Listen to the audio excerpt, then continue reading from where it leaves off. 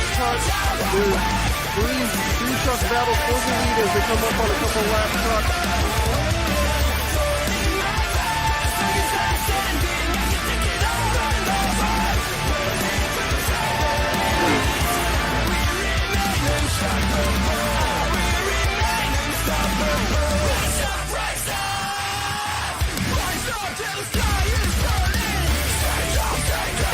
Reese is definitely not going to let him in. He'll come in for the second. He's going to take him 3 wide down to the line. DeWeese tries to go block. DeWeese quick. And here comes Chris Smith off turn number 4. Wesley Pistol might have a shot at the win here. Here they come to the line. Oh, he gets the back. And Pistol.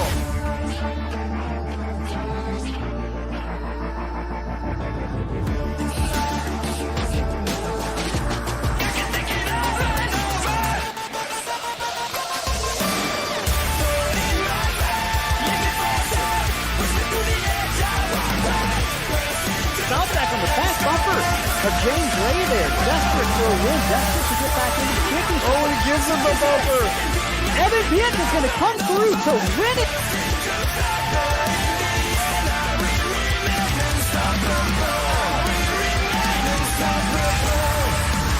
Coots hanging tough.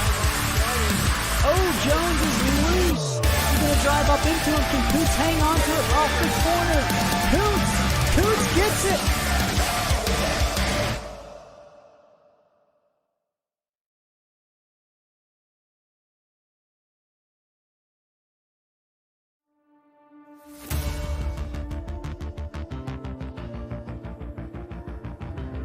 If it's Tuesday, that means Apex Energy Series racing from the Slingshot Racing League. Welcome, race fans. I'm Ellis Thomas, joined by Chris Smith in the booth tonight. We're bringing you live racing action in the Xfinity B-Class cars from Charlotte Motor Speedway for the UD Awards 175. NASCAR has been racing at Charlotte since its inception in the early 1960s. Once adorned with rugged rocks and boulders, this sprawling 550-acre property, originally owned by North Carolina's inaugural governor, Nathan Alexander, also welcomed the presence of George Washington nearly 250 years ago. The track itself was meticulously designed and constructed by the dynamic duo of Bruton Smith and Curtis Turner. Turner, a renowned figure as a moonshiner of the time, had speed and handling at the forefront of his mind when designing this intermediate mile-and-a-half circuit featuring corners steeply banked at 24 degrees. Furthermore, the duo envisioned it as an ultimate test of endurance for both drivers and their machines, even playing host to the very first 600-mile race for stock cars. Decades later, Charlotte Motor Speedway continues to embrace innovation. In 1992, it made history by hosting the inaugural NASCAR night race, and in 2011, it achieved a Guinness World Record with unveiling the world's largest HD TV at a sports venue spanning nearly 16,000 square feet. Chris, this was a track that almost never was. After opening in 1960, owners discovered massive amounts of granite needed to be removed. Very expensive process there. As a result, it ran out of money less than a year later, declared bankruptcy. Fortunately, they figured it out. They raised the capital they needed to make this track possible. What are these drivers going to have to do tonight in order to make sure they don't go bankrupt on the track and make it to the finish out front? Well, everybody looks at the length of the track and they think, oh, it's just a typical 1.5 mile cookie cutter track, but it's anything but that. This track is a lot more narrow than most of the 1.5 mile intermediate tracks that we race on, and it is a crown jewel race. It is a very, very important track in NASCAR history, so winning here is a very prestigious win. Drivers are going to have their hands full tonight. This is a difficult track to get around. Turns 1 and 2 are completely different from turns 3 and 4. In fact, we're going to talk about it in our stories here in just a second. I suspect that we're going to see a lot of trouble coming off of turn 4 tonight if the practice race that we had on Sunday night shows anything. Absolutely, Chris. We're going to talk about that practice race here in just a little bit. But before we do that, we're going to do a Slingshot Racing pre-race tradition by playing the national anthem. And we'll join you viewers back here in a minute after the national anthem concludes.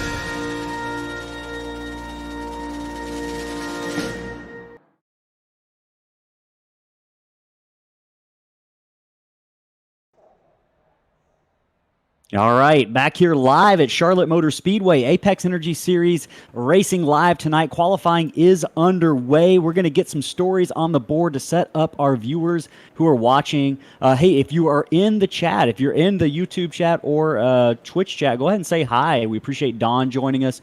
Will S., we're glad to see you, as well as Speed Strat, AF Pops, King Starger, and Twisted Logic. We'll see some lively action in the chat tonight. Chris, pre-race analysis. 55-lap fuel window, 2-stop race expected. We've talked to some drivers who expect that maybe if we get some cautions that fall right, could be a 1-stop race.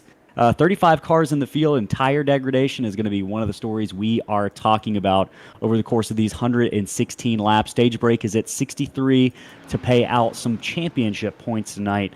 Let's go ahead and take a look at the point standings as they lay right now. Justin Wilson with a win last week catapults into the 3rd position. He's chasing down Jacob Bradley and Rye Jones, his payday racing teammates. Jacob Bradley, Chris, the name of the game all season long has been consistency. Jacob's kind of been there in most situations over the course of the first 4 races, including a 2nd place finish at the road course in Montreal, Canada last week. So he's shown a good bit of versatility over the course of the season, and consistency is what pays off. You can see the rest of the top 10 there. Steve McDonald dropping just a little bit after having a tough go at the road course last week. Going to be looking to get back on track tonight. Daniel Rowe had a pretty good run at the road course in Montreal last week as well. Continues his climb up through the standings. Chris, the guy I think probably really wants to get a solid finish tonight. Steve Karosik started out the first 2 races as our points leader, but he's dropped a couple of positions in the last couple of weeks, so he'll be looking to get back on solid ground tonight. Speaking of solid ground, these drivers are going to feel like the ground is not so solid probably about 20 laps into a run, because tire wear is going to be a story that every driver is going to be hearing about and dealing with all night long. Chris, let's go ahead and look at the stories for our viewers to keep an eye on with just about a minute left in qualifying. Big question is tire degradation. You can see that in the stories to follow, Chris. These guys are going to be feeling it. These cars are going to be pushing, probably 15 to 20 laps in based on what we've heard from some of the teams we've interviewed. What does that feel like as a driver when your car starts to get tight? What tire is worn the most that causes that? Well, it's going to be the right front with, the conditions here. And it just feels like the harder and harder that you turn left, the less and less that the car is going to turn. So, drivers tonight will just be looking to try to back up that corner entry as much as they possibly can. That's the best way to save the right front. Back up that corner entry, wait just a split second longer to get back in the gas, and don't just mash that gas wide open. Ease back into it. Don't even get full throttle until about the time that you're on the straightaway. Those are just some tactics to try to save that right front and keep it underneath you longer. Why is turn 4 so dangerous? It's just different. The radius down there is just different. It feels like the wall comes right out at you off of turn 4 compared to turn 2, where it feels like you got all the room in the world to go out next to the wall. Turn 4 just feels so much tighter than coming off of turn 2. Absolutely. Hey, and multiple grooves, something we're going to be talking about, drivers trying the low line. We've seen speed on the outside if drivers are aggressive and brave enough to take it up there. Chris, you think we're going to see a lot of guys up there tonight? I think that maybe you will, especially on fresh tires, on restarts, maybe even to complete a pass. I saw several guys try to do it to complete passes. I don't think you'll see people up there for very long. I think it'll just be to complete the passes. Okay, we'll be keeping an eye on that as well. Hey, are we going to have a 5th winner? 4 races, 4 winners tonight. Maybe we have a 5th. We're going to find out over the course of these next 116 laps. And, speaking of winners, there could be a big winner next week with the Dash for Cash race tonight. It's a qualifying race. The top 6 drivers finishing in the top 6 positions tonight at the end of the race qualify to race for a $25 prize next week. The top finisher out of those 6 drivers that qualify tonight next week will win $25. And if that top finisher wins the race, they'll take home an additional $50. So lots on the line tonight. Chris, surprise pole sitter here, Jeremy Gardner ran a very fast lap, getting the Evan Pienta pole award tonight. He is going to qualify potentially to be in the running for a free graphic design from Evan Pienta Designs. If he can win a few more poles this season, the top winner of poles will get a free graphic design consultation for a new paint scheme and wrap from Evan Pienta Design. Scotty Sobczak, Chris, second place on the grid. Justin Wilson, dominant performance at Montreal, is looking to build on that this week on the oval here at Charlotte. He's going to be starting in third. Jacob Bradley is going to be starting fourth. Steve Karosik, we mentioned him needing a good finish tonight, going to be starting fifth. Randy Bechtel on the outside of row number 3 and 6th. Evan Pienta starting 7th. Josh Ward in that number 57 blue and yellow paint scheme going to be starting 8th. Wesley Pistol put together some good runs. Maybe not the finishes he's wanted this season, as good as he's run at least, but he's going to look to capitalize on a good starting spot tonight. Zach Lima in the 10th position. Johnny Rapp showed a lot of speed in that practice race. Chris going to be starting 11th. Patrick Colby in the 9, 12th. Scotty Tompkins in the 25 starting 13th. Ryan Hinkle, good qualifying run for the driver of the number 19 car. Chris starting in the 14th position. James Suggs in that yellow and white 20 car starting 16th. Daniel Rowe going to be 16th rather. Daniel Berg 17th. Good qualifying run for the driver of the number 27. Matt Kuntz 13th. Nick DeCesare in that Sunoco car 19th. And Kyle Dewey starting in 20th. The rest of the drivers are going to scroll across the screen as we get ready for the green flag. Drivers headed down into turns 3 and 4, just about half a lap away from the green. Chris, any last-minute piece of advice for these drivers before Jeremy Gardner takes them under green? I'll just hold on tight because this is going to be a great show tonight, and this is going to be a fantastic race. Charlotte puts on the good show. Here we go. Pace car pulls off. Jeremy Gardner, for the first time this season, is going to take them away. Away they go. Green flag is out. Stack up on the front, though. Scotty Sobczak doesn't get a great restart. It's going to send several drivers scrambling across the start-finish line, Chris, but I think we've made it through green. No problem after kind of a sloppy start to this race. Jeremy Gardner is in the lead. Justin Wilson second. Steve Karosik third. Loose off the corner. Single file all the way through 5th place.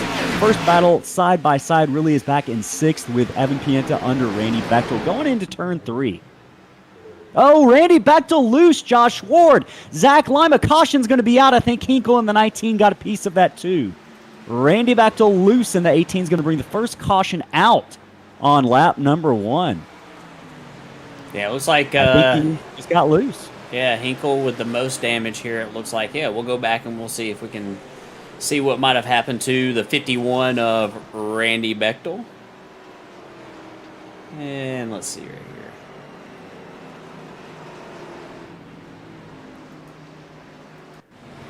Oh, we did not go back quite far enough, so yeah, we'll go back right here and we'll see if we can focus on Randy. And yeah, it looks like entry to turn 3 right here. Car gets out from underneath them. A little bit loose on turn in on these cold tires. Josh Ward with some contact. Ooh, Zachary Lima does a nice job getting around right here. And unfortunately for Randy, that's a lot of damage to his car. We'll see if he's able to get it fixed and get back out here. We'll take a look. We'll actually ride on board with the 26 of Zachary Lima right here. See if we can see what he saw going down. Yeah, that's going to be a turn great view here on board that number 26 of Lima. He barely, like you mentioned, barely got through there. Great job on his part. Yeah, so that's awesome. That is as close as it gets, ladies and gentlemen. We are under caution here on lap number 3 for a lap 1 incident with Randy Bechtel getting loose in the corner. Doesn't look like we're going to have a lot of takers on pit road, Chris. Pretty early in the race, way too early to stop. But these drivers are going to look to pull those belts tight and kind of get some green flag laps under them. And Randy Bechtel, kind of an experienced veteran. I'm a little surprised to see that, but based on some of the handling I've seen from some of the other guys who aren't on the bottom, these cars are loose early on in a run, it feels like. So Randy Bechtel falling victim to that. Let us know in the chat who you are rooting for, whether you're watching on Twitch or YouTube right now. Go ahead, hit that follow button, hit that subscribe button on YouTube. Costs you absolutely nothing to do so, and you help our channel grow and bring you more racing content every single week. We appreciate every viewer we've got. Right now, Jeremy Gardner is your leader in the number 5. Justin Wilson is in second. Karosik third. Scotty Sobczak fourth. Jacob Bradley rounding out your top 5. Just looking through the field for some big movers, Chris. Chris Pierce in 16th. I think he might have made up some of those spots over the course of that incident. But right now, Chris Pierce up 7 spots on the evening after starting back in the 23rd position in that Apex Energy Toyota Supra. I know he's going to be excited. Had a great run at Montreal Circuit Gilles Villeneuve last week. Almost had a third-place finish. Had to settle for 4th after some late race contact with Chase Berry. But Chris Pierce doing a good job so far, working his way through the field, looking to build on that momentum from last week. Yeah, I'm looking forward to him carrying me during the Petit Le Mans as well. Well, he'll have a heavy load carrying me. So we'll see how that goes. We'll be racing that here in a couple weeks. Did we decide on a Lamborghini that we're going to be driving? Yeah, I think so. Absolutely. We've got the experience with that, and I'm going to need it. So right now on the backstretch, drivers getting ready to come back under green here. They'll be taking the green flag on lap number 5 of 116. Reminder, we had a very early incident with Randy Bechtel and a couple other cars getting loose in turn number 3 out of 4. But right now, I think these drivers are probably going to have a little bit of fear in their eyes as they get ready to come to the green flag. Everyone probably just going to want to take it easy. We had a bit of a sloppy start with Scott Sobczak struggling a little bit to take the green, back the rest of the outside line up. Chris, I know those guys will be a little bit more aware maybe this time that could happen again. Justin Wilson going to be the second car in line here. Jeremy Gardner, pace car pulls off. Jeremy Gardner going to enter that Geico restart zone. Hits the throttle. Good jump for the driver of that number 5. It's going to open the door for Steve Karosik, but Justin Wilson's going to slam that door closed. 1 and 2 head into turn 1 single file. Karosik third. Jacob Bradley under Scotty Sobczak for 4th. Evan Pienta makes a late move to duck under the number 81 of Sobczak. He might bring the 7 of Wesley Pistol there through with him. Yeah, you got side-by-side racing right here. This is a battle for the 5th spot as Evan Pienta is going to clear Scotty Sobczak into turn 3. And meanwhile, you got Johnny Rapp out here trying to work the outside. Looked like he's trying to peek to the outside of Wesley Pistol, but he falls in line right here and gets behind the driver of the number 7. Yeah, Jacob Bradley also making the move for 2nd place, almost opening the door for Steve Karosik. Wilson's going to slam the door on him. Chris, Johnny Rapp is a driver that we have grown accustomed to seeing very consistently stay out of trouble, and that has not been the story this season. Both at Daytona and Auto Club, Johnny Rapp found himself in trouble, kind of putting himself in a points deficit early on into the season. Had a pretty good top 5 run at Montreal last week, looking to extend that streak here into Charlotte. Maybe make some noise in the points in that Mission Barbecue number 52, currently running in the 7th position. I know we probably have some Johnny Rapp fans in the chat right now. Let us know if you are there. Yeah, Evan Pienta making a pass for the 4th position under Steve Karosik. Yeah, as Evan's trying to work that inside right there. I was going to say about Johnny Rapp, he was super fast on Sunday night in the practice race, so I suspect to see him work his way up towards the front tonight as Evan Pienta's trying to make that pass. And while that's going on, Karosik is making up some ground on Justin Wilson. I think that Justin Wilson is not pushing as hard as he can push right now. I think that you're seeing Justin take it nice and easy right here. He's, he's not putting, we're seeing that ground that the 72 of Karosik makes up on the high side right here. I think that Justin Wilson's trying to save as much right front tire as he can and try to wait for those guys to come back to him later in the run. Yeah, the driver of that number 58 definitely looks like he is playing the long game right now. Looks like a lot of drivers are kind of sharing a similar strategy and sentiment right now as we watch Karosik in the 72 use that momentum from the outside line to make a run down the backstretch on the outside of Jacob Bradley. Those two cars head side by side into turn number 3. Karosik going to get the better end of that battle on Bradley, rocketing on by. Karosik moves into the 2nd position here at Charlotte. Car single file all the way back through about the 7th position, Chris. Looks like Wesley Pistol trying to set up a pass maybe for the 7th position on Scotty Sobczak. Orange on black action on here right now, Chris. Tennessee Volunteers looking to get by Scotty Sobczak. Yeah, and Evan Pienta makes the pass on the high side of Justin Wilson right now.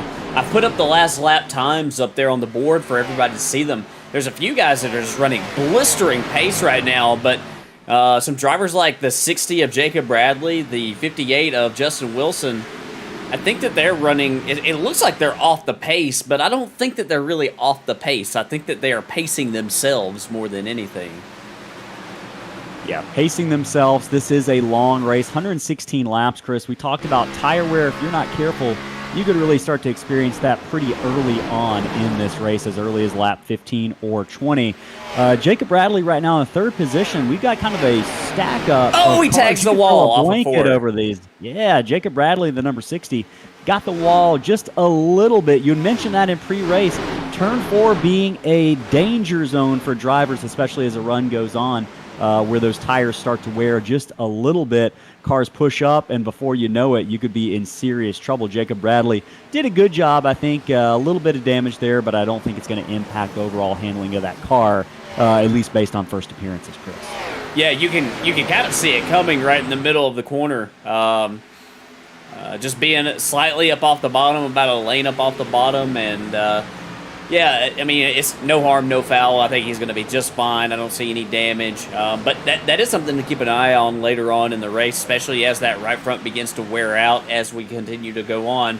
We'll go ahead and we'll put the gaps back up here on the leaderboard. Jeremy Gardner is off to a really, really fast pace. He has almost a 2-second lead on. 27 of the 42. Tony Caputo, sorry to interrupt, Chris. Tony Caputo back in the 15th position, got into the back of the 27 of Daniel Bergen. We about had a big incident on the exit of turn 4 there. Yeah, let's see what happens right here. It looks like did a good job to avoid it. Caputo tries to make a move on corner entry. It's a little bit of an aggressive move. He's not really far enough up to try to make that move right there. And luckily, Daniel Berg holds on to it, and everybody keeps on rolling. Yeah, that 42 got in a little bit hot, but he showed a lot of patience by getting off the throttle and having the heads up to do that. Daniel Berg, good hands of the driver of that number 27 car. That, again, is a battle back for the 14th, 15th position. Jacob Chase running behind them in the 43 car. Looked like he might make a run on the 27 of Daniel Berg there. Oh, Berg gets a little bit loose. I think he might have tagged the apron maybe. Yeah, so Berg with his hands full right now. That's going to open the door for Chris Pearson, that 65, to go underneath the driver of that number 43, Jacob Chase, who, by the way, I should mention, is up 9 positions since the start of the race. Several drivers up several positions, some into the double digits, Chris. A lot of movement here early on throughout the field as we continue to watch that battle between the 65 Apex Energy machine. Working the inside, Jacob Chase on the outside. You mentioned that outside having a good amount of momentum, but it coming at a cost with tire wear. So we'll keep an eye on the 43 and see where that heads. Right now, a lot of single file racing on the track. Just looking through, there is a battle going on for the 9th position as Patrick Colby heads underneath Zachary Lima. Looks like Lima is not going to yield that position. He's going to take it in up top on that outside groove. Going to see if he can channel that into a run off the corner on Patrick Colby. Yeah, both of these drivers fairly aggressive, so I'm curious to see how this works out. Yeah, we'll watch them down here in 3 and 4. I think the high side is much better down in 1 and 2 than it is down here in 3 and 4. 3 and 4, the cars just feel super, super tight to me down there. And it's almost like you need to have that bottom lane. You need to be able to have all that track to use it on corner exits. So I think that if anybody wants to try to utilize the top, I think that 1 and 2 is probably going to be the best option for that. Yeah, we'll be keeping an eye as these drivers settle it out right now. Lima ceding the position over to Patrick Colby. They're both working on Scotty Sobczak. Chris, Scotty Sobczak started outside pole in 2nd place. What's going on with that 81? Any idea why he might be dropping back as far as he is right now? I think he's just taking it easy. He was up there in the midst of the battle on Sunday night during the practice race, so I'm not too concerned about him. I think that, like I said, I think he's playing the long game. I think he's just trying to keep those tires underneath him, and we'll see how this goes. Right now, Jeremy Gardner is still he's maintaining his gap on the rest of the field. In fact, he's actually put about another half second on everybody. It's still early. We have had a caution, which we have to factor into that. So, as we got a battle going on, looks like between Justin Wilson and Johnny Rapp. This is a battle for the 5th spot. Johnny is trying to utilize that momentum up on the top, I think, to get around Justin. Yeah, I think that this is the race right here, based on everything I saw on Sunday night, that Johnny Rapp is going to look to get back in championship form here, possibly. Yeah, Johnny Rapp with a couple of incidents to open up the season we mentioned shortly before the race started. Working his way back, Montreal, great finish. Trying to get back in the championship form that you mentioned, Chris. Former Truck Series champ. Oh! Kyle Dewey tags the wall on the entrance to turn 1. Made contact with the 42 of Tony Caputo. Going to gather it back up. I think all is well back there around the 14th, 15th, and 16th position. Chris, this has been a Hornets Nets I've been keeping my eye on for several laps. Rye Jones, driver from Pensacola, Florida, in that number 91. We didn't mention the pre-race, but did get an EOL penalty last week. He has worked his way back all the way after starting last up to the 18th position. Up 12 positions, but he's finding himself in dangerous territory right now. Josh Ward also on a mission after coming down pit road to fix some damage from that lap 1 incident. Also a car with a lot of speed back there, working their way through some other cars that might be struggling a little bit at this point in the race. Yeah, and Rye Jones he's just wanting to get through this Hornet's Nest right here. Josh Ward coming with him. Josh Ward involved in that early incident. Looks like he's got a lot of damage fixed on that car. I don't really see much in the way of damage, so his car looks like it's still got some speed as Caputo tags the wall to the entry of turn 1 right there, just going a little bit wide, and we'll see if Josh can continue to make his way up, and see if Rye and Josh can just sort of tag team their way up through the rest of this field. Yeah, good to have a wingman, Josh Ward, relying on that 91 to maybe open up some holes for him to fill. Right now, Tony Caputo on that 42, really struggling with that car. I know Kyle Dewey, Nick DeCesare, and DeCesare's Very Racing Motorsports teammate, Matt Kuntz, having a pretty good run, trying to get into the top 20, working their way by that 42, or at least attempting to. Right now, 24 laps in the book here at Charlotte Motor Speedway as we continue to watch this battle for the 19th spot. UD Awards 175 here.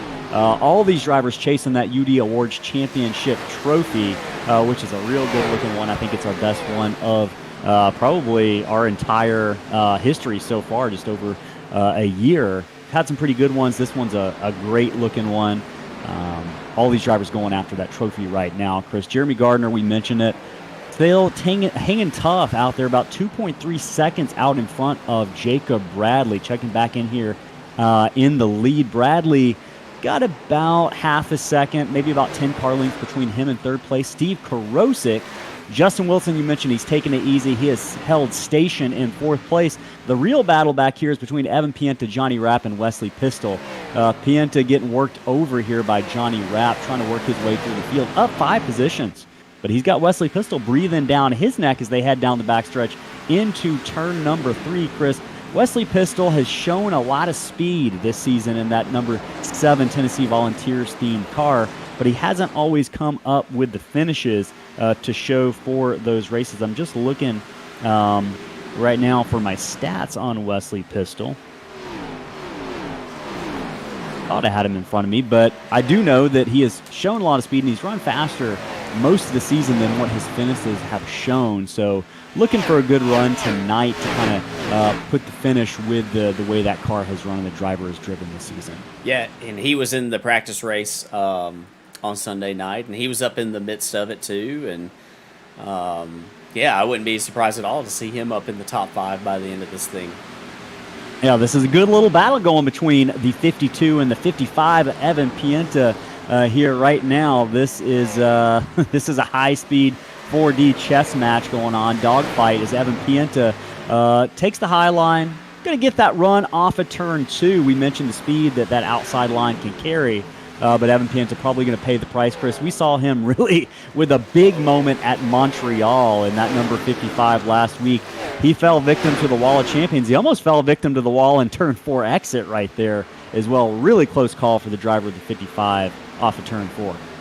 Yeah, it's hard. It's what I'm seeing is that it's really, really difficult to make that top work down in 3 and 4. You've got to use all the track because it gets really tight. And Evan's car looks like it's starting to pick up a little bit of a push right now. Like he's starting to have to, wait on the throttle just a little bit longer. And, when everybody sees that one car up on the top like that, especially on a track like this, you smell blood in the water as here comes Patrick Colby to the inside of Evan Pienta. Yeah, Evan Pienta. I had a little bit of a connection issue as we watched Pienta really come close to the back of that number 9. I don't know, that might just be on my end, but I see that 55 dropping out. I see it on TV as well right now. So something to be hesitant and weary of if you're Scott Sobczak working your way underneath the driver of that number 55. Evan Pienta fallen back a little bit after starting in the 7th position, worked his way up as high as 4th or 5th place, back to 9th position right now. Scotty Sobczak working his way by looking through the field. We just had a close battles. Yeah, go ahead. We just had a position change for 3rd as Justin Wilson has chased down Steven Karosik right here and has taken that spot away from the driver of the 72. So, yeah, we saw Justin Wilson fall back at the beginning, but we're seeing him slowly but surely pick his way up through the field right here. And past couple laps, I've seen Jacob Bradley actually close in a little bit on Jeremy Gardner as well. So, not by much, but a little bit. And, I think that's going to be the name of the game tonight, is just slowly chipping away over the course of a long run. Yeah, these drivers not right now. Jeremy Gardner answered back, though, Chris, on that last lap. He answered back with a 32.3 almost flat, about 3/4 faster. So picking up the pace, the driver, the number 5, crew chief spotter probably telling him the 58 and the 60 are making up some ground. So hit that throttle a little bit harder, driver, the number 5 car. And right now on lap number 32 of 116, Chris, the stage marker is at 63 where points will be awarded. There will not be a caution, but we talked about the fuel window being somewhere between 55 and 58 laps. I don't think anyone could possibly extend it, but, someone like Josh Ward, who came in under that first caution, is he looking to maybe try to stay out to lap 63 and win the stage and get those points? Is that something that you're thinking about if you're the driver of that number 57? Yeah, definitely. If that's, I think that's definitely a possibility. I know that he was on pit road, but I don't know about tires that he took there, because I know he was getting a lot of damage fixed, so we don't really have access to that information. So not 100% sure on that if he got those tires there. I'm going to say probably not, that he just stayed. He had an extended stop to try to get as much damage fixed as he could. But, if he took fuel, which I'm willing to bet that he did, I guess there's a possibility that he could. It's hard to know 100% for sure if they've got the fuel to make it. So, yeah, we'll have to wait and see. Yeah, battle for the 5th position right now. Wesley Pistol working his way underneath Johnny Rapp. Pistol working his way through the field, Chris, started 9th. All the way into the top 5. We'll continue to keep an eye. We mentioned him a couple times tonight. Another guy I'm keeping an eye on, James Suggs, Chris, just got into the top 10 after starting 15th, working his way by Evan Pienta, who we know is struggling a little bit now here on lap 35. Suggs is a guy that excels at these mile-and-a-half tracks. We've seen it in every series we've run with him so far. He's a good mile-and-a-half driver, and he's showing that tonight, making up 5 positions in the first 35 laps. Yeah, not only is he great on the mile-and-a-halves, like you mentioned, but he's really, really good on the long runs on these mile-and-a-halves. I remember him wearing a bunch of us out at Atlanta in the 87s race this summer. I think he finished 2nd to our eventual champion in Braxton DeWeese in those 87s. So, yeah, he knows how to get around these mile-and-a-halves, and he knows how to pace himself on these types of tracks. Another driver that I'm looking at making their way forward is just in front of him, Scott Tompkins in that number 25. He seems to have some long-run pace tonight. Saw him hovering around about the 14th position earlier. Now, all of a sudden, he is in the top 10 in 9th, closing in on Scotty Sobczak. And he's getting closer and closer to the driver of the 81. Patrick Colby just in front of Sobczak. Patrick Colby was the winner here in the Truck Series in our Truck Series season that we had back in the spring here at Charlotte.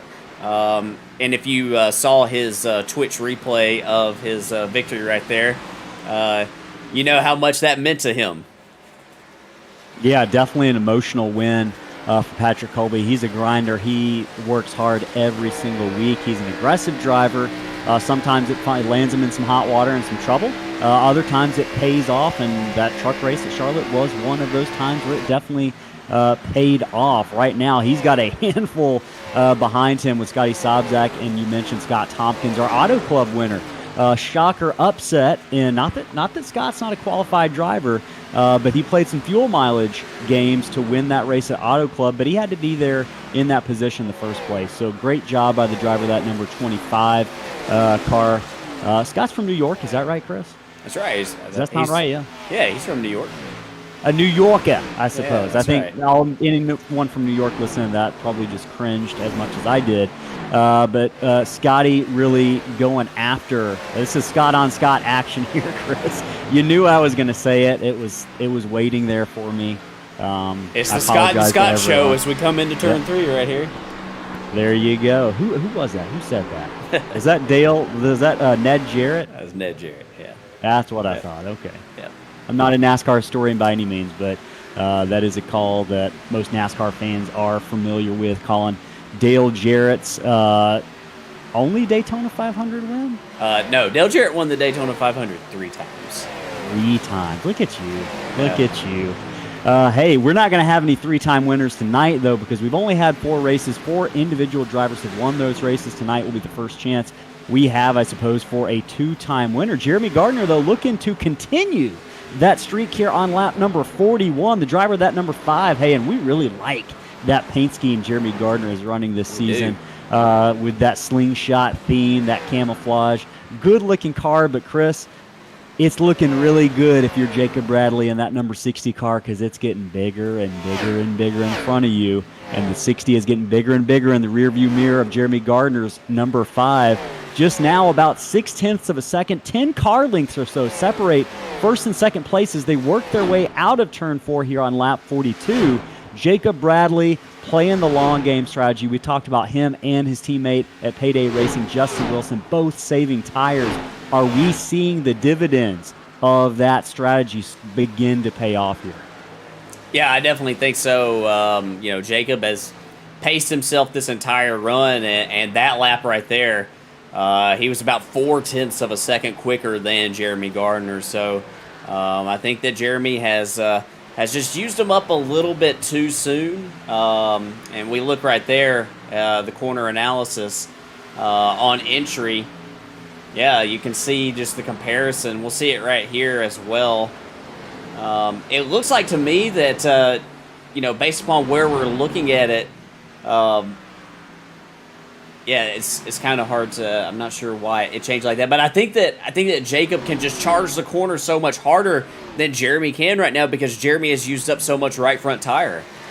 And that car definitely starting to push, which means you have to come off throttle to keep that car around the bottom of the track. Jeremy doing a good job right now, but Jacob Bradley just about 5 car lengths back. He's going to sail it off here into turn 1. He's going to shorten that gap even more. Just now about 3 or 4 car lengths separate first and second place. Getting ready for a pass for the lead. Looks like, I'm curious to see, Chris, how much of a fight Jeremy Gardner puts up on Jacob Bradley. And if you're Jacob Bradley, do you try to work the high line even though you've been working that bottom groove the entire race? If you're Jeremy Gardner, you got to want to make Jacob Bradley work for it here. Yeah, I think that if you're Jacob Bradley, you just want to try to. Oh man, yeah, you can see it right there on corner entry, just how much he's able to charge the corner harder than Jeremy Gardner can at this point. I want to try to present the nose, get my right front at his left rear, right at corner exit. See right here, yeah, Jacob's going a little bit higher right here, trying to get some clean air on the nose so he can get that turn down off of the exit of turn 4. You really see that this car is turning a lot better than the 5 car is right now. We'll see if he does the same. I don't think he's going to have to. I think he's going to get to the inside before that. Yeah, absolutely. Headed down the backstretch right now, Jacob Bradley working that outside line for the time being. Sorry about that. I was a little bit behind. Yeah, the 60 is inside. Headed down the backstretch right now. Jacob Bradley looking to take that pass for the lead. After starting in third position, Bradley, your points leader for the Apex Energy Series here at Slingshot Racing League, working by the number 5, Jeremy Gardner, who has led the first 47 laps, now 46 laps of this race, Chris. Jeremy Gardner finally cedes the lead here, and we are probably somewhere around 7 to 8 laps away from pit stops. We're about 15 laps away from the awarding of stage points on lap 63. Now, just looking through the field, Jacob Bradley begins to pull away a little bit from the 5 of Jeremy Gardner. Justin Wilson back there in third place. Wesley Pistol about 10 car lengths back in fourth place. Steve Karosik maintaining that 5th starting position. Chris, the battle right now, though, going back to 8th position, Johnny Rapp, James Suggs, Evan Pienta, and Patrick Colby. You could throw a blanket over these cars right now. Yeah, James Suggs is fast. He's got a lot of speed right now, and I think he's just trying to look for a way around Johnny Rapp. You see Evan Pienta right here in the midst of it. Evan came to pit road. Oh, as he almost hits the wall there off of... Oh, and that gets James Suggs all out of shape. Yeah, Evan really charged the corner a little too hard right there, and it got James Suggs out of shape. Suggs has a lot of speed right now. Also, Scott Tompkins is really fast. Oh, did Suggs tag the wall there off of turn 4? It looks like he definitely is slow in that number 20, and Let's go the back and answer look. to that question is absolutely, Chris. Pretty hard contact. I don't know how that's going to impact the handling of his car. But yeah, to answer your question, James Suggs in the 20 after a really good run, lots of speed shown tonight, is going to put that car in the wall on lap number 50 of 116. We remain green. We'll see if keep an eye on the driver, that number 20, and see how that continues to progress as we head closer to pit stops here, just about 5 or 6 laps away possibly, as we watch that battle for the 8th position. Jeremy Gardner, Chris, did come into pit road. He finally had enough, and he did come down pit road. Just saw him exiting pit road. Chris, the short pitting here, coming in early, you get the benefit, as we watch Evan Pienta loose off that corner, you get the benefit of fresh tires. Does that force these other drivers' hands with Jeremy Gardner running second, making the choice to come in? I wouldn't do it. I think that in the case of Jeremy Gardner and Evan Pienta, those guys were losing a lot of speed on the long run. So if I am Jacob Bradley and Justin Wilson, and I've got as good a long run pace as I have right now, I'm staying out. Wesley Pistol got good long run pace. Scott Tompkins, you saw him make a pass right here for the 5th spot. Yeah. He's got Moving good on long up. run. Yeah, he's got good long run pace too. I'm not pitting until I have to pit, basically. Or until the people that I feel like I'm competing against start to come to pit road. If I'm Jacob Bradley, I'm feeling really confident about my pace compared to Jeremy Gardner. Now, if I'm Jeremy Gardner, I'm thinking, hey, if it comes down to a late race restart, I think I can get up on the wheel and get after it, and I think I can win this race. Because Jeremy Gardner, you saw how fast he was able to get away from everybody. Yeah, he definitely had short run speed. Car handling really good on those fresh tires for Gardner early in the race. He has made his pit stop as several drivers begin to come down pit road. Lap number 54 of 116 here at Charlotte in the UD Awards 175 is underway. Looking out on the track right now, Justin Wilson getting passed by Evan Pienta. That is not a pass for position, though. Evan Pienta already made his way down pit road. Trying to look at several drivers, see if we've got any action going on the track right now. Johnny Rapp working his way under Patrick Colby. This is a battle for the 8th position. Rapp is, that's Eric Wright, my apologies. Yep. The Eric 53 Wright on and fresh tires. 52 look a little similar. But yeah, you can see, Chris, this is going to be interesting. Drivers on fresh tires working their way through the field as we watch Jeremy Gardner making his way through traffic. I believe that's Chris Campbell in the number 3. Several drivers exiting pit road right now. This is where the dangerous part of the race begins, Chris, where you've got cars on super fresh, fast tires running hot laps out here, and you've got drivers just barely holding on at the end of a run now on lap 55 of 116. We're just about 3 laps away from the halfway mark as we watch Jeremy Gardner and Johnny Rapp here. Yeah, that's tough, and I guess it just depends on if they can make it to the end here, if they can make it to the end of the the stage break at lap 63, and if Jeremy Gardner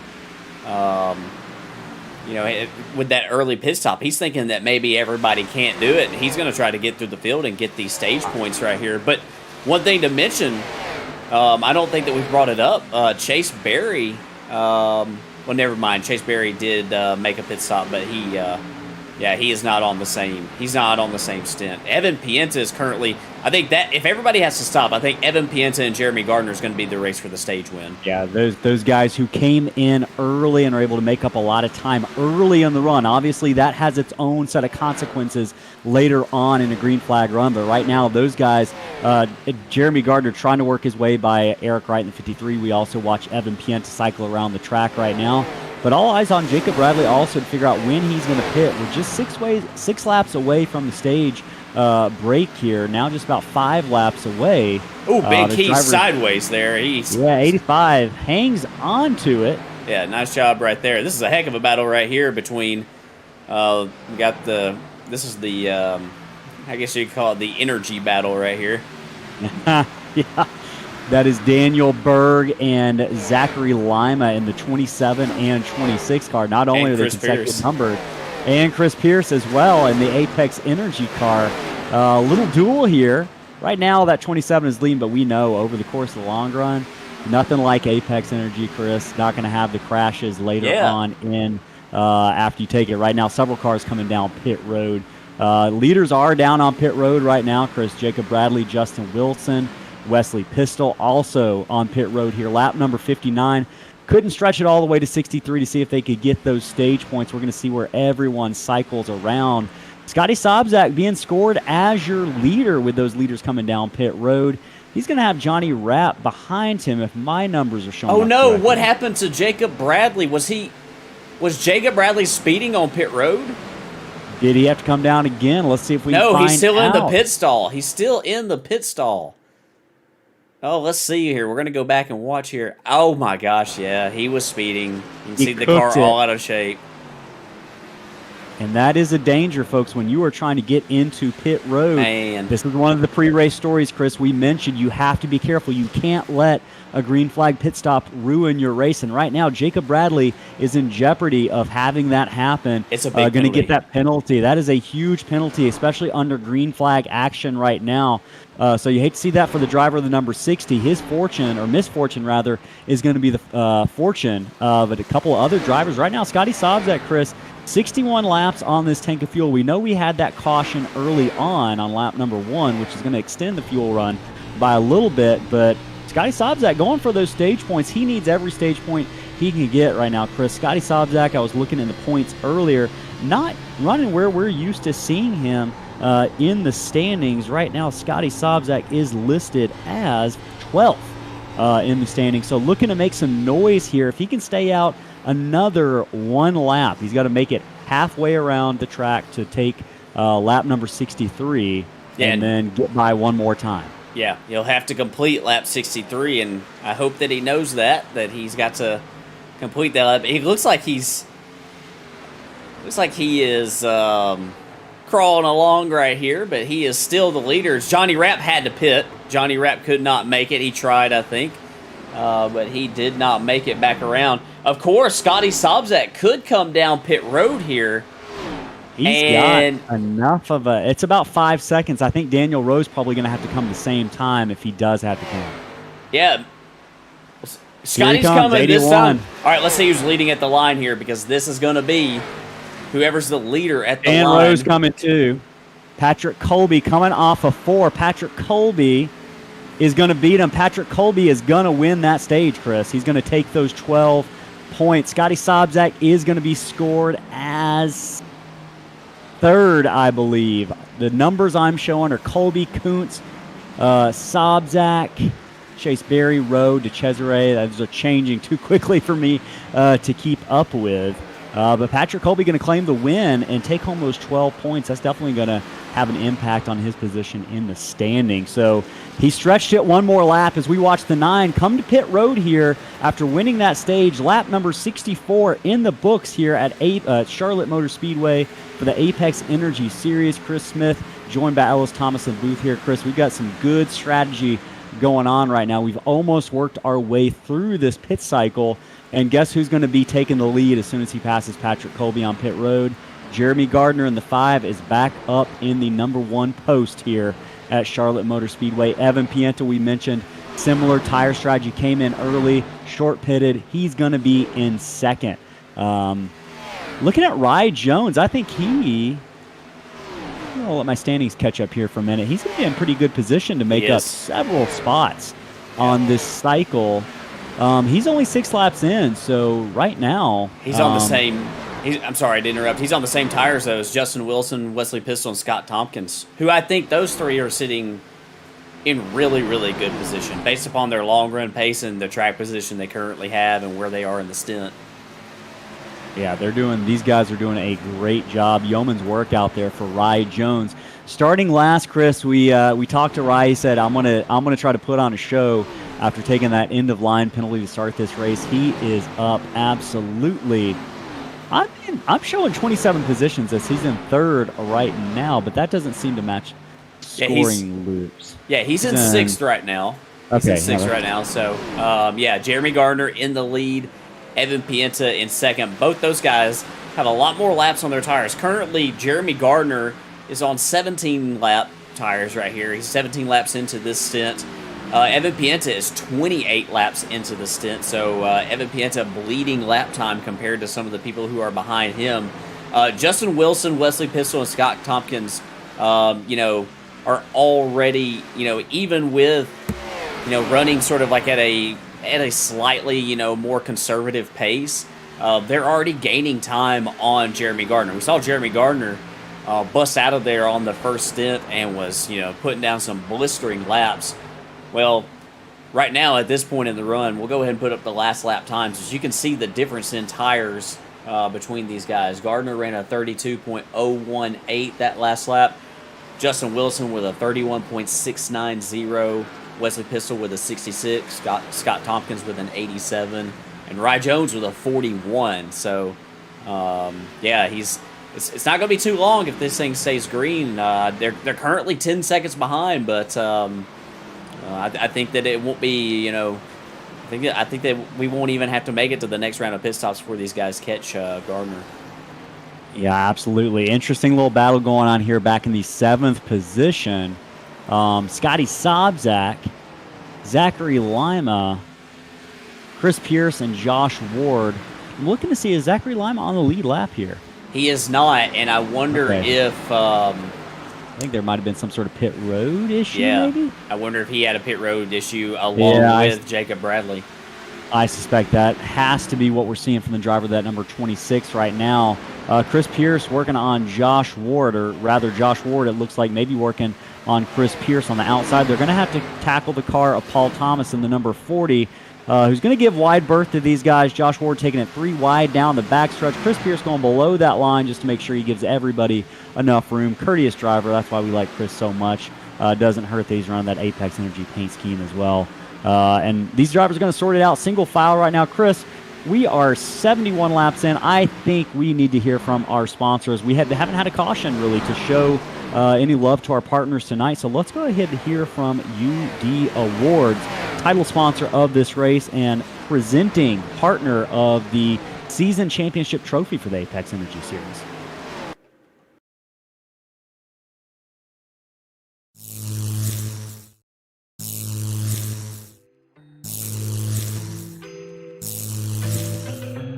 How do we get these one-of-a-kind amazing trophies?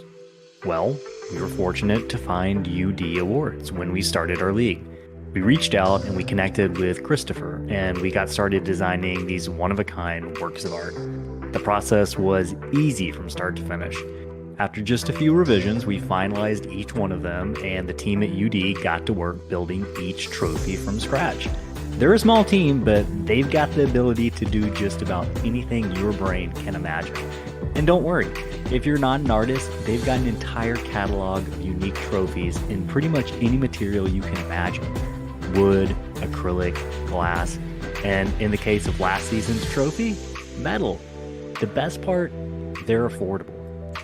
If you're looking for a trophy for your event or league, the choice is simple. UD Awards can give you exactly what you want.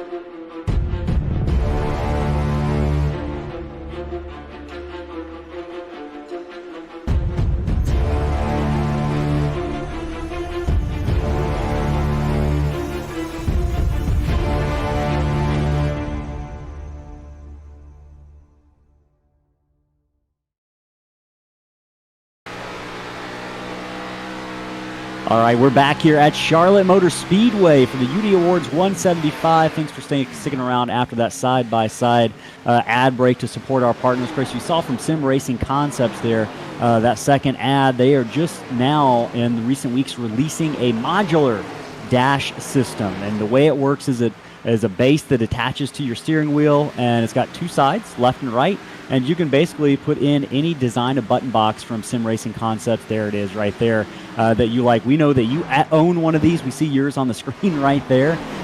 Chris, you liking the way this is working out for you so far?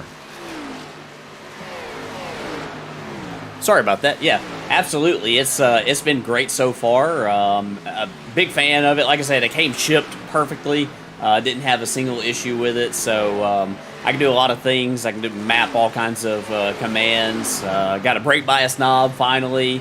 I went with the RPM bar dash over there on the left-hand side, and it's been great so far. They've been a great partner of ours. They make great products, and they got great customer service. If you ever do have a question about anything before you do decide to buy it, check them out. SimRacingConcepts.com. Shout out to all the family. It's family-owned business. Shout out to all of them watching the race right now. I'm glad you're enjoying that, Chris. So right now, someone also enjoying the view. They've got Jeremy Gardner in the number 5 car. Is your leader, just about 4.9 seconds up on second place, Evan Pienta, Chris. Jeremy Gardner definitely led the most laps tonight, showing a lot of speed on the short run. We'll see how that plays out in the final 38 laps or so of the UD Awards 175 here at Charlotte Motor Speedway. Evan Pienta also on a similar tire strategy. Justin Wilson right now, the car that we're looking at, who is on the freshest tires in third place. About 20 lap difference between him and Evan Pienta, and about a 10 lap difference, fresher tires, between him and the leader, Jeremy Gardner. Probably going to see that play out a little bit in the closing stages of this race, but right now, I can't say it enough. We didn't expect the speed from Jeremy Gardner tonight. We certainly didn't expect him to be slow, but definitely a little surprised. I'm happy for him to see this run going, but another feel-good story in the works. We're going to have our 5th different winner in 5 races tonight. That's going to be a question we answer here just in about 37 laps from now, entering the final third of this race. Looking through the field at a couple other drivers, Chris, shout out, let's talk about Eric Wright over in 16th position in that number 53 car. I show... He might be running 18th. I show Eric Wright in 21st right now. Okay. Yeah, he's getting switched around on my running board. Still, almost a top 20 going in a big field for Eric Wright tonight. Eric is... Lee Campbell. Oh, I guess Lee Campbell. On pit road. Yeah, we'll go back and we'll see if there was some contact right here, maybe for the driver of the 14. I'm not seeing anything. Okay, he's just making a pit stop. Okay, good. Yeah, I think he might have run into some issues for whatever reason. The wall was not appearing to be one of them right now. But talking about Eric Wright in that 53 running 20, now 20th, gets into the top 20. Maybe my scoring is still wrong, but that 53 car has been able to join us for some races, maybe not as consistently as he would like, but good to see that number 53, Eric, a payday racing driver, good friends with Johnny Rabb, Jacob Bradley, Rye Jones, Justin Wilson. Glad to see him having a really solid run tonight in that number 53, that Michigan driver. Doing a good job, solid work out there for Eric Wright, representing Payday Racing Green really well tonight. Chase Berry working behind him along with Jacob Bradley. Yeah, these guys right now running in the 19th, 20th, and 21st positions, all one lap down. Of course, Jacob Bradley had that devastating pit road speeding penalty, because I think he would be up in the middle of this thing if that wouldn't have happened. But we saw Justin Wilson, Wesley Pistol get around Evan Pienta, who was on those old tires, and as soon as they got around him, Evan Pienta hit the pit road to put his tires on. So yeah, I think that's not a bad move right here. Evan's going to hope that this thing goes green to the end, I think. Because if it does, I think that's his best chance to maximize his position as Justin Wilson drives past these guys. Justin Wilson now 4.2 seconds behind Jeremy Gardner. Yeah, I'm interested to see how this thing goes as Lee Campbell come up through there on those new tires. Those fresh tires make you feel like Superman right now, and Lee is definitely feeling that power as he works his way through the field. But he's got to be careful not to run over drivers, as they say. What's the saying, Chris? With great power comes great responsibility. There you go. Okay. We'll end it with the puns and the jokes. But, hey, Jeremy Gardner's run right now is no joke. We're on the first. Hey, and let me look through the running order to make sure I'm still showing everything correctly. Josh Ward's still running in the 7th position. Chris, great job after kind of getting involved in that lap 1 incident. Yeah. Josh Ward, awesome work right now to catapult himself up into 7th. He has definitely been working that wheel over the course of the evening. Josh Ward has run a couple seasons with us. We featured him as the driver of the race last week. He actually won a giveaway last week at Montreal. He won one of those Sim Racing Concepts 12-function button boxes. And he was like, hey, how did I win? I didn't even finish the race. And we're like, you know what? You don't have to finish the race. All you have to do is show up and participate. And, lo and behold, paid off. Ended up walking away with a free button box from our partners at Sim Racing Concepts. We did mention driver of the race last week was Josh Ward. I forgot to mention it when we were talking about Superman. Lee Campbell here just a minute ago, Chris. He is our driver of the race that we're going to feature tonight, hearing from him in terms of 5 questions that are going to let us know a little bit about Lee Campbell. Hopefully his family is watching as we go ahead and hit up the Sim Racing Concepts driver of the race with just about 30 laps left.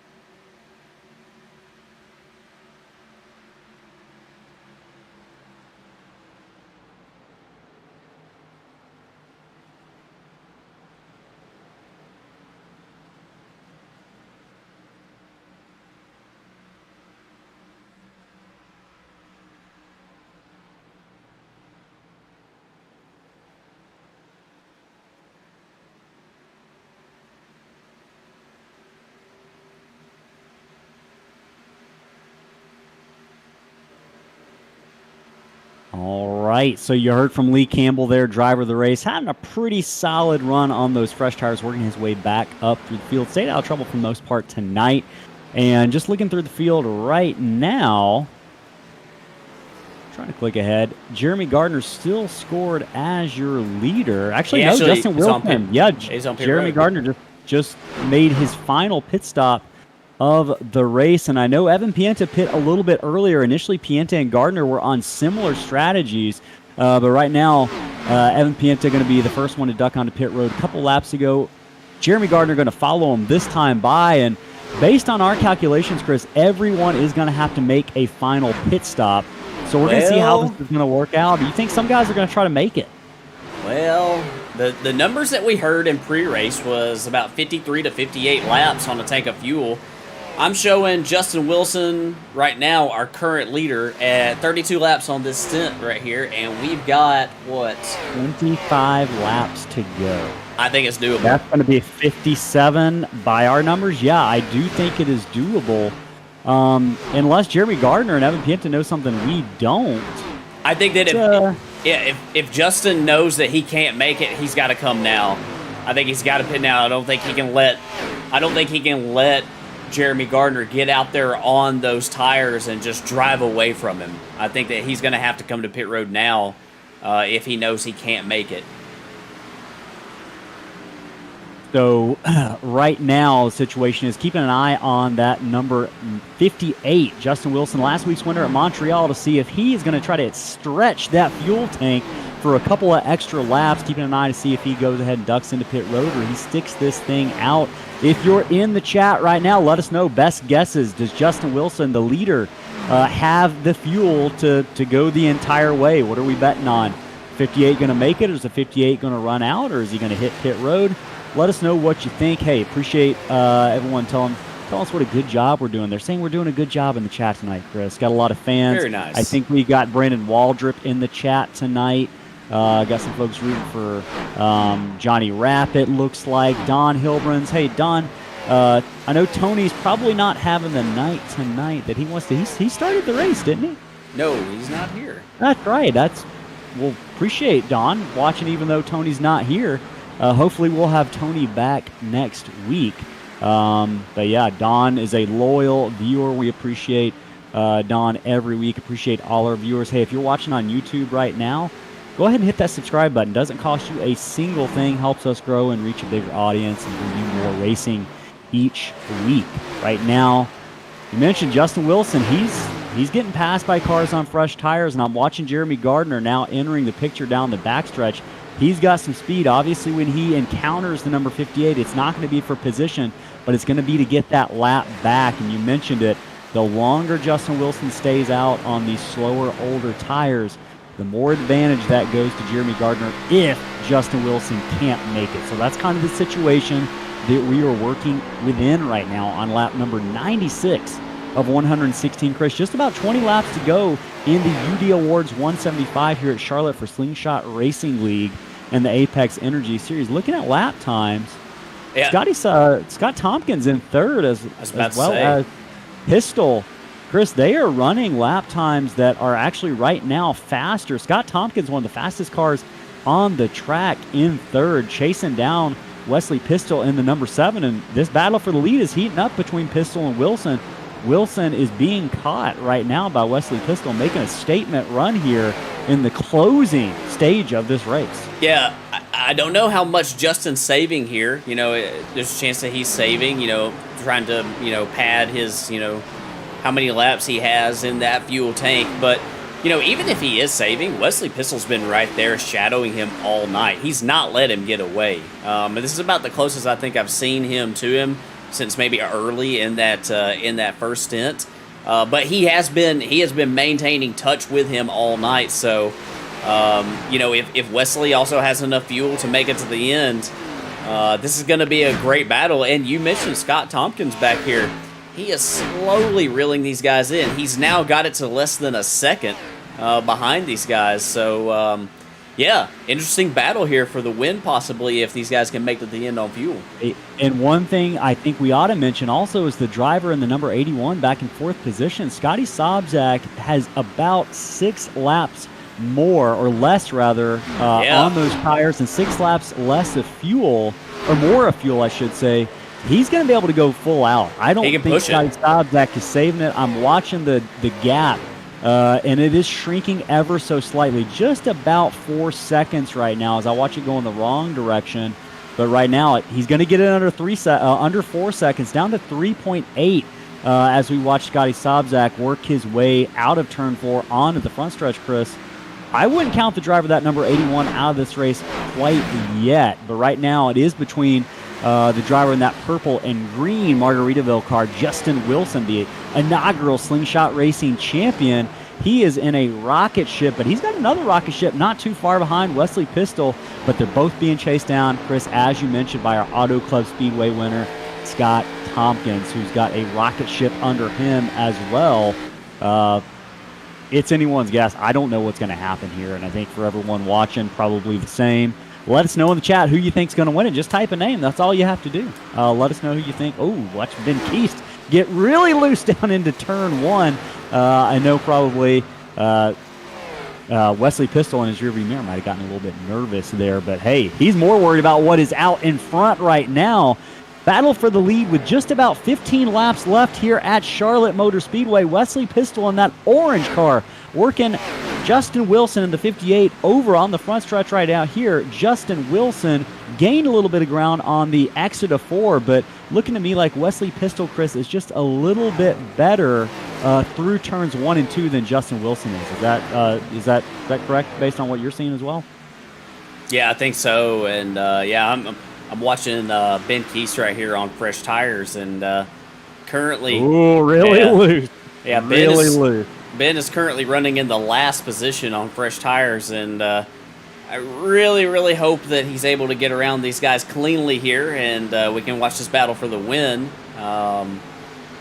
He's peeking to the inside of Wesley Pistol, but he's having a hard time. Yeah, okay, there he goes by. Yeah, hopefully he can get by these guys, and we can have this battle for the win right here between the two of them.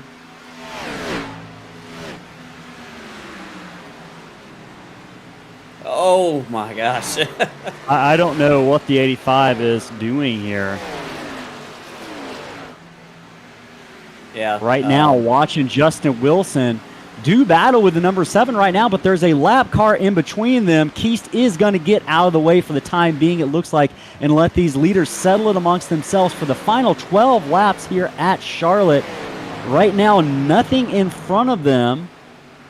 Justin Wilson headed down the backstretch right now. He's got a lot of orange and white in his rear view mirror. The volunteer paint scheme from Wesley Pistol, we mentioned being a little bit better through turns 1 and 2, but he's given up a little bit of time in 3 and 4 on the other side of the track right now, Chris. So this is 100% a game of chess.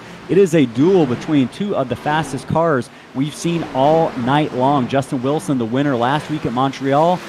Wesley Pistol has not won a race this season, so looking to extend the streak of new race winners to 5 to open up the season, Chris. Scott Tompkins, I'm seeing about 15 car lengths back, a full second right now. He is making ground. I just don't know if he's going to have enough time. Coming to 11 to go right now. Scotty Sobczak also has picked up about a second the past 5-6 laps or so, but I still don't know, just about 3.2 seconds back, if that 81 in 4th place is going to have enough speed to get there. Haven't seen him enter the picture quite yet. Yeah, Scotty's running he's running close to the same times as the 58 and the 7. So, some laps he might be a little bit faster, but I just don't think it's enough in the time that he's got left. Yeah, the laps are dwindling here at Charlotte. Coming to 10 to go here. Leader being tracked down about 2.2 seconds separate. That's about 5 car lengths. It stayed pretty consistent over the course of the past 2-3 laps, Chris. Wesley Pistol will reel him in just a little bit in 1 and 2. Justin Wilson will reel back out in 3 and 4. And I wonder how much of that has to do with the amount of tire conservation that Justin Wilson kind of, forced himself to do early in this run, as we've seen him do throughout the course of the race. Because right now he stretched the lead out to about 8 car lengths now, nearing about half a second. Justin Wilson looking to put the 7 of Wesley Pistol in the rear view mirror. Scott Tompkins about 1.3 seconds back. He stayed stationary. I think this is going to come down to Justin Wilson and Wesley Pistol, unless fuel mileage becomes a thing, Chris. We thought that Justin Wilson would come down pit road earlier if he had to, so we assume he thinks he can make it here on this tank of fuel. Yeah, I think that, we're at that point right now, and I think that Justin is opening it up slightly as far as, pushing the gas a little bit more. Scott Tompkins, I don't know if Scott had a moment there a lap or two ago. He lost a lot of ground, either that or maybe the right front's given up on him. He gained a lot of ground before, and Justin's just slowly but surely inching away from both of these guys right here, both Wesley and Scott. Behind them, we've got a couple lap cars right here. Hopefully they'll mind their P's and Q's around these guys who are battling it out for the win. Yeah, right now my iRacing service just dropped. I'm continuing to watch this on the live monitor, though. Interesting little battle going on between these two guys. Scotty Sobczak looking to see if he can come back up and catch the other Scott Tompkins, just with about 6 laps to go. Chris, it looks like these top 4 are pretty stationary right now. Josh Ward, shout out to him for making up the ground. He's now got a top 5 going. Would have never guessed that would have been the case early on in this race based on his contact on that first lap incident with Randy Bechtel and a couple of other cars. Johnny Rapp, good run going right now in the 6th position. His payday teammate Rye Jones also second in the point standings right now. He's going to continue probably to pad that second place lead just a little bit right behind Jacob Bradley, but I don't know. Justin Wilson, 3rd in points, looking like he's going to head to a victory here in just about 5 laps or so. Going to be tough to beat, Chris, and he's looking like he might move into the 2nd position in points as well. So yeah, Wesley lots Pistol going on. Wesley Pistol gained a lot of ground on the last lap, 2/10. I don't know if something. Oh, as Daniel Berg is way down low on the backstretch right there. We stay clean and green here to close this thing out, but yeah, I don't know if Justin ran into a little bit of trouble there on that previous lap, but Wesley Pistol is getting closer and closer to Justin Wilson. Yeah, he is definitely closing the gap right now. I don't know if this is Justin Wilson teasing the number 7 a little bit, but we've definitely seen that gap shrink. He got it about to 8/10 of a second, now under 3/10 of a second. So this is going to be an interesting battle we've got going on for the win. Just a few laps to go here.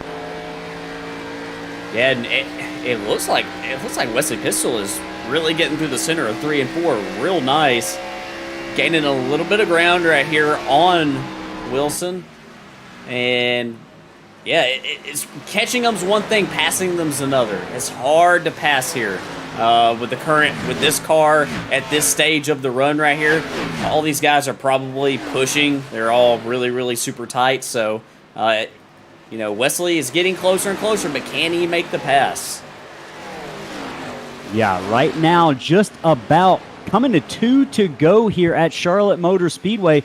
Wesley Pistol doing his best to chase down Justin Wilson. If he's going to make anything happen, he's got about 3 miles left to do that, Chris. 116 laps to run tonight. We are on lap 115. Wilson makes his way out of turn number 2, down the backstretch right now. Wesley Pistol, that bright orange car, you can't miss him. He is doing everything he can to do to stay in the tailwind of that number 58 car right now. They've got a lap car, Ben Keast, behind them. Justin Wilson right now coming to the white flag. 1 lap to go here at Charlotte.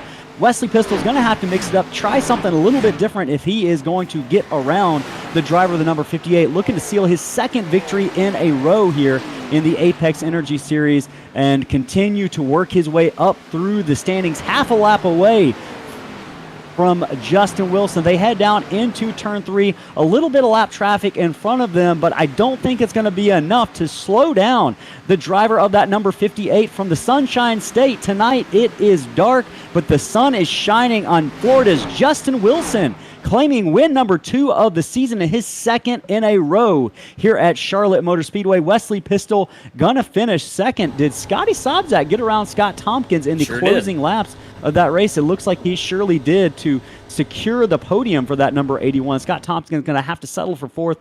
Josh Ward rounds out the top 5 in that number 57. Well, that was one I don't think we knew how it was going to end until the final couple of laps. Wasn't sure if Justin Wilson was going to have the fuel to make it. We saw Wesley Pistol make a late race charge, but it just wasn't enough, Chris, to overtake what was one of the fastest cars all evening.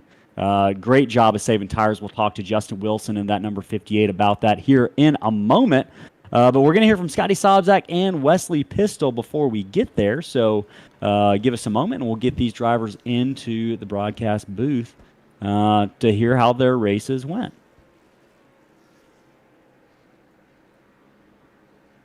Yeah, while we get them into the booth, as Ellis mentioned, this is our first repeat winner of the season. This is Justin Wilson's 2nd win, 2nd in a row right here, and he's looking to extend that streak next week. Yeah, not seeing Scotty Sobczak here in the chat based on what I'm seeing. There he is. There he is. Okay, we're going to go ahead and pull him in.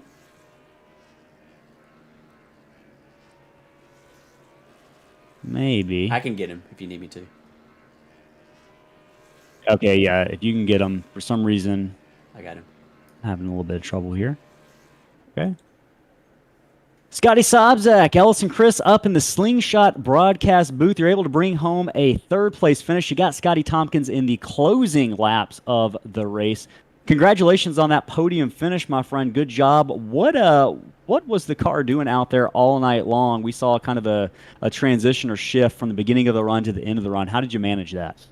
Yeah, well, good evening, fellas. It was that was a pretty good run, and we needed that. But as far as the car goes, it was pretty balanced, and then it would get tight off the corner after about 30, 40 laps, and then towards the last 5 laps of a run, you kind of actually started to get loose a little bit coming off. So managing that was pretty important. Messing with the brake bias helped a little bit, but yeah, it felt good out there. I mean, we'll take a third. Yeah, you looked good. You ran that night paint scheme for Pine Mountain Auto, that all black paint scheme. Just great run overall. Any close calls over the course of the race? It looked like we had our cleanest race of the season from our perspective. What was it like driving around each other? Did you notice a difference in kind of respect levels at each other that each driver was showing each other? For the most part, I think there's definitely a couple scary moments there, especially coming off a corner if you're faster and the guy on the outside is maybe off the pace, and you're worried about them overcorrecting into you. And that almost happened a couple times. I know it looked like we had maybe a few guys racing the leaders that were on different laps, so I'm not sure about that. But overall, as far as the respect and the racing goes, it was pretty clean, and yeah, more or less a green flag run. So that was fun to do some, be able to pit under green as opposed to yellow. And I thought it was pretty clean. Cool, man. Well, that podium finish, that third place finish, definitely going to work wonders for you in the point standings. I know you're not where you would want to be in 12th, but I think we'll probably see some improvement on that after the third place finish. Before we let you go, any shout outs you want to give to friends, family, partners? Yeah, baby Junebug's probably watching. My wife Alex, sisters, Mr. Figs, Remy, they know who they are, and thanks for you guys for broadcasting, and Sam for doing the race control and everything. We'll be back next week and hopefully continue the podium stuff. Absolutely. And hey, you're going to be chasing some money next week, qualified for the Dash for Cash. How you feel about it? You know what? This is a pretty good stretch of the season, just looking at it on the calendar for us. And the first 4 are tough races, a lot of different tracks, but the next several are more or less in the wheelhouse. So this one and a couple of the next ones circled. So we'll try to go win some money next week. Awesome. Well, we'll look forward to seeing it. Scotty Sobjak, driver of the number 81 Pine Mountain Auto car. Congratulations. We'll talk to you next week. Thank you. All right, so that was Scotty Sobzak, second place finisher, best finish of the season here for Wesley Pistol. We're going to bring him into the broadcast booth. I thought we were. I saw him just a minute ago. I can get him if you need me to. Well, where did he go? I got him. Okay. Oh, there he is. He's in the waiting room. Wesley Pistol, driver of the number 7. This is Chris Nelson, Slingshot Booth. You got a copy? Yes, sir. Hey, man, great run tonight. We were talking about you there on that last run. You were chasing down Justin, and I brought it up to Ellis. Like, you just been shadowing him all night, staying after him. Talk us through your night. It looked like it got pretty eventful there towards the end. Yeah, Justin's the best driver in this league. Either him or Jacob Bradley. So I learned something Sunday night racing with him. I tried to pass him on that little short practice run we had, and it burnt my stuff up. So I was like, I'm just gonna follow him. Even if I think I'm faster than him, I was gonna follow him, do what he does, pit when he does. So I may sound like a copycat, but I mean it worked out pretty well because I was right on his tail. But he's the guy to beat in here, so I just thought I'd try to follow him. And then, yeah, there at the end, lap cars not given any courtesy at all, and it was frustrating. But I don't know if it cost me the win, but it definitely didn't help me. So just something we got to deal with in here, I guess. Well, hey, man, you were really fast there at that last run. You guys would trade lap times back and forth with each other. Talk to us a little bit about turns 3 and 4. We saw a lot of guys tag the wall off of turn 4. Were the cars really, really pushing down there on that end of the track? Yeah, and that's something else I kind of figured out is you early on in the run, you can be really aggressive. There's a ton of grip down there, and you can dig throw it in there and get back on the throttle quickly early on, like I say. But if you do it for too long, the right front burns up, and it surprises you. You all of a sudden start sliding off of four. So I was being really conservative. I was braking. I don't know if everybody else was, but I started braking about midway through the tire run, get it to the bottom, and then give it about maybe a third throttle, half throttle until you're just about straight coming out of the corner, and that really seemed to save my tires. And there were guys that were running faster lap times than me with fresh tires, but I was killing them long run just to being that conservative. So yeah, it's turn four was sketchy. I actually had a little bit more problem out of turn two pushing, but I did see a lot of other guys kind of sliding off of turn four because they weren't saving their stuff as well as I was. Well, yeah, man, you did a great job on the long runs all night, saved a lot of tire. You're up there, you're in contention at the end of the day. That's all you can ask for. Any shout outs that you want to give before we let you go? Yeah, I think my dad's watching and my girlfriend and maybe my daughter. She may be in the bed, but the other two. Hey Stacy, hey Dad. Hope you enjoyed the show. And LaRue Esports, my official iRacing side team. Shout out to them. Thanks to all you guys, Apex, UD Awards. Hopefully it was a good show for everybody. Hey, man, it was a great show, and you had a great night tonight. That's Wesley Pistol, your second place finisher. Go celebrate, bud. Thanks, guys. Go Vols. Roll Tide. All right, giving a little bit of grief to Wesley Pistol running that Tennessee Volunteers paint scheme. Chris, going to hear from our winner now. Going to bring Justin Wilson into the broadcast booth after his second win on the season, the second consecutive win. Justin Wilson, driver the number 58, 2 weeks in a row. We have the pleasure of talking to you in Victory Lane. Congratulations. Second win of the season. Man, first of all, great job. You're back in full force. We wondered if you were going to come back as dominant as you left, and the answer is absolutely yes. It took you a week or two to shake that rust off. How does it feel to win 2 races in a row and qualify for the Dash for Cash race next week? Oh, no, it feels great. Don't get me wrong. I was not the fastest car out here by no means. I struggled to find speed between, Jacob and the 5. They were in their own league. And thankfully they made mistakes, which left it for us us struggling to race it out. And it was good. That was a really good race. I mean, you can't complain about, 100 and something laps under green. Yeah, we definitely had our longest green flag run of the season. Justin, it was awesome to see all the drivers cooperating with each other out there, showing a lot more respect. And I don't know if it's as much respect or maybe just getting, our sea legs under us, our racetrack legs under us, so to speak. But yeah, you navigated the track, you navigated lap traffic, you navigated slower cars and faster cars throughout a pit cycle. You did a really good job tonight of staying out of any trouble. Talk to us about like the tire wear. We kind of made some predictions about how much you were saving your tires over the course of these runs. We noticed that you dropped back early in the race. I know you said you didn't have the fastest car. What were you doing to save tires over the course of those runs? I was just being really gentle in the corners, and I couldn't find that happy medium on running the time and saving, kind of like Jacob and the 5 were. But honestly, I came into this trying to just shoot for the top 3. That's always my goal. So I was pretty satisfied where I was. I was just running my own race. I really wasn't trying to race anybody. I was just running the track, just like last week at the road course. Just run the track, because if you get so caught up on trying to catch somebody or trying to race somebody, next thing you know, your right front's gone and you're just falling. And so that was really my strategy the whole run, was just mind my own pace.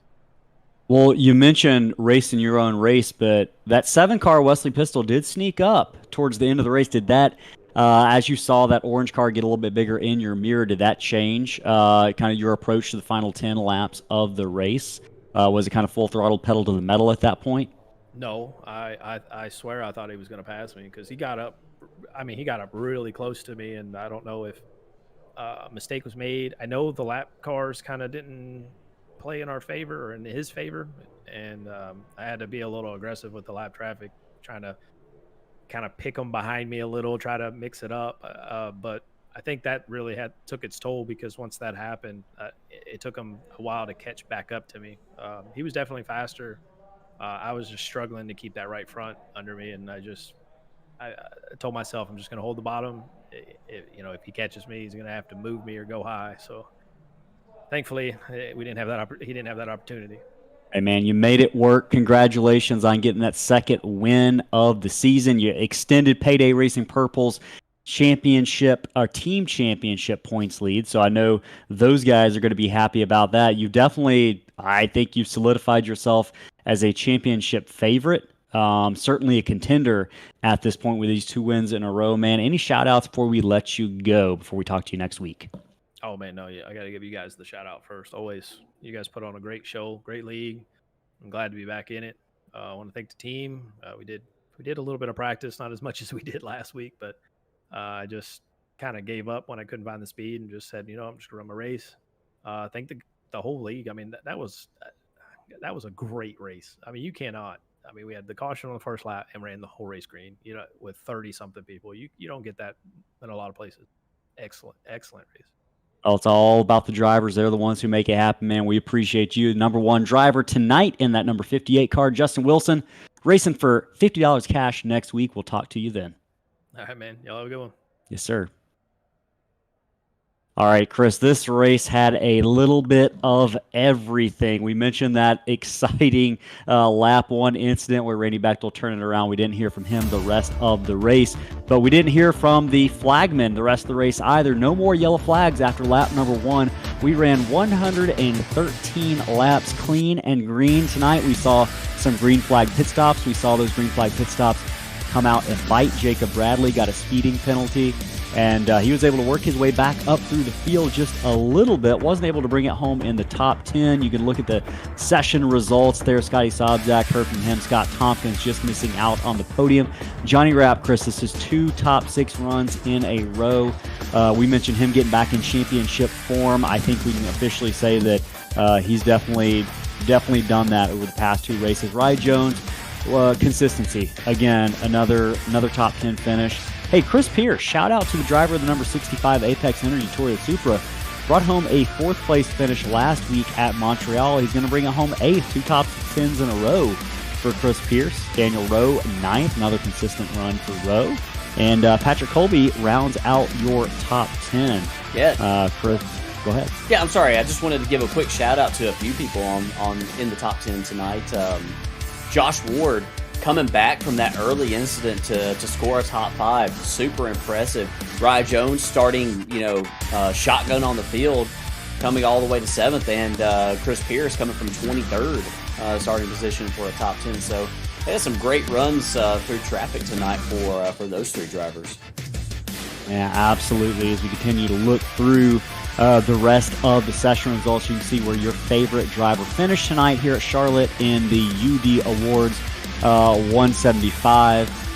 Just a great race overall. I know we had that lap 1 incident, but we've mentioned everything else this race had to offer. A fuel mileage game. Jeremy Gardner, unfortunately, going to end up on the bad side of that pit strategy, making the call that's going to put him 11th after leading the most laps all night.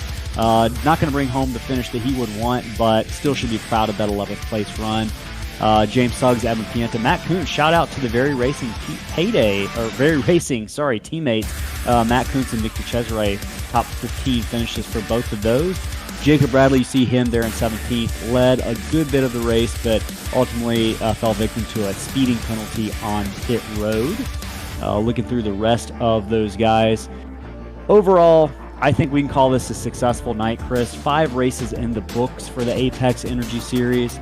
Cleanest race of the season. We got 6 drivers who are going to qualify for the Dash for Cash next week. One of those drivers, the one to finish the highest position, is going to win $25 automatically. If they win the race, they will claim a $50 bonus check thanks to Apex Energy.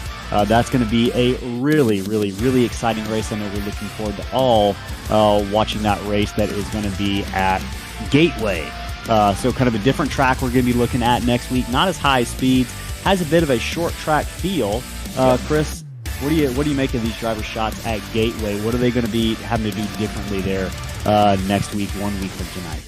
Well, like you said, it's sort of like I guess like an intermediate short track hybrid in a way. Both ends are shaped very different.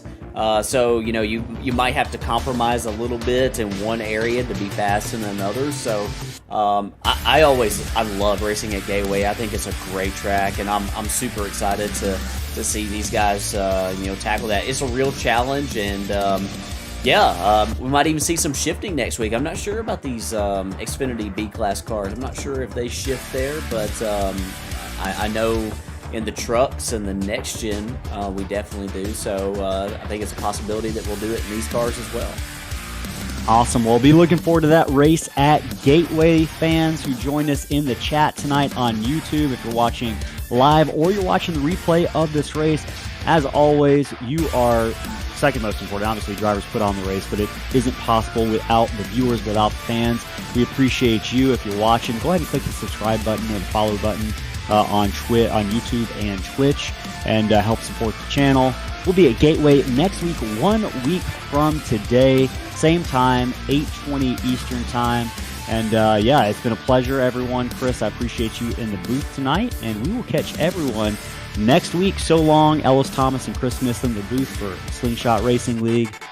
Till next week, have a good night, everybody.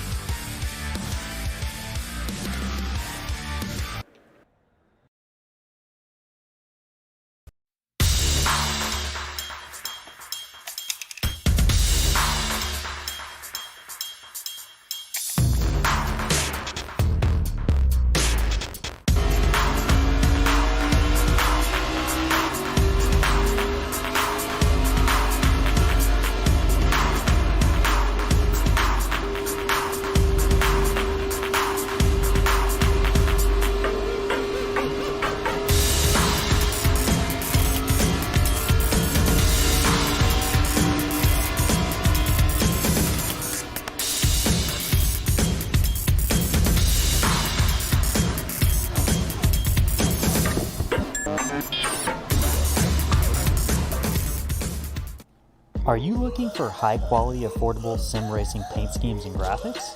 Then look no further than Evan at Evan Pienta Designs.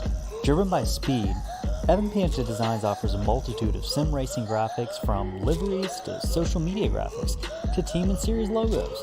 To see some of the work done by Evan, or even race one of the public liveries he's made, head on over to tradingpaints.com and search Evan Pienta.